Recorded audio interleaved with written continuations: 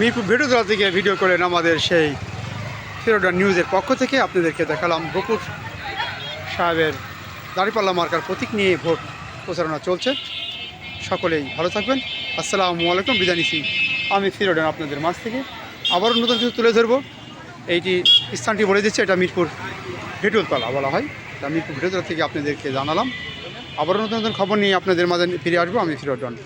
আসসালামু আলাইকুম। আল্লাহ হাফেজ।